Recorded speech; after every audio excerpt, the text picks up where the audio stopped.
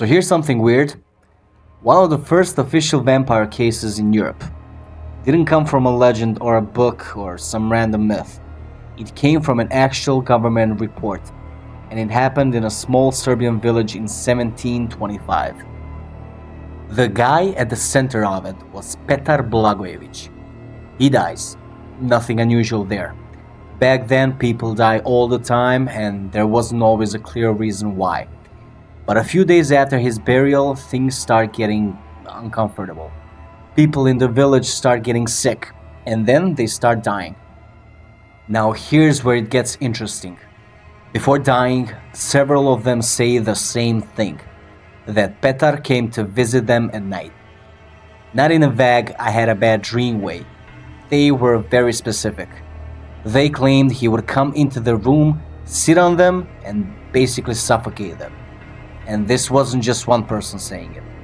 Multiple people, same description, same man, who again was already buried. Within a short time, around 9 people die. That might not sound like a lot today, but in a small village in the 1700s, that's a serious spike.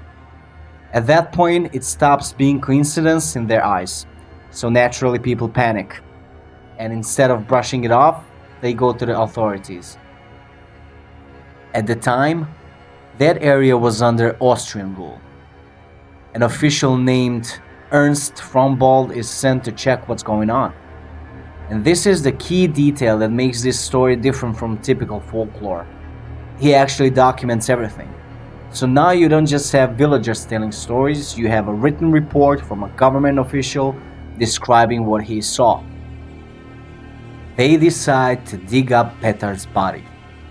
And what they find is not what they expected. According to the report, the body looked unusually well preserved. There were no obvious signs of decay. His hair and beard seemed to have grown, and there was fresh blood around his mouth. Now, of course, today we know there are biological explanations for all of this. But back then, this was basically confirmation of their worst fear.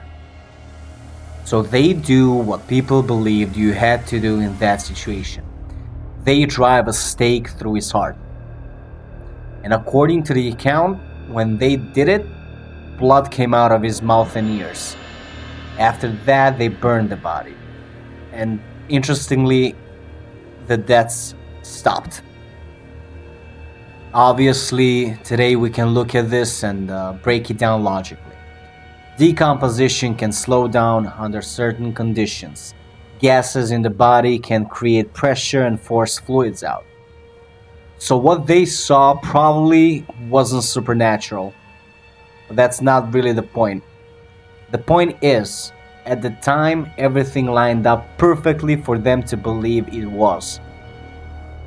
And that's exactly what makes this case interesting. It's not just a vampire story, it's a real example of how fear, coincidence, and lack of knowledge can turn something ordinary into something terrifying. And how once people are convinced, they'll act on it. And what's even more interesting is that this case didn't just stay in that village. Reports like this started spreading across the Austrian Empire, and suddenly the idea of vampires wasn't just local folklore anymore. It became something people in Western Europe started taking seriously. In fact, cases like this are one of the reasons the word vampire even entered wider European languages in the first place. So what started as a small panic in a Serbian village ended up shaping an entire myth that people still talk about today.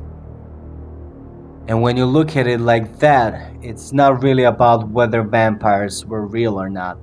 It's about how powerful belief can be when people are scared, and how fast something can spread when nobody has a better explanation. Because once a story like that takes hold, it stops being just a story. I mean, if you were there in 1725, you probably wouldn't question it either.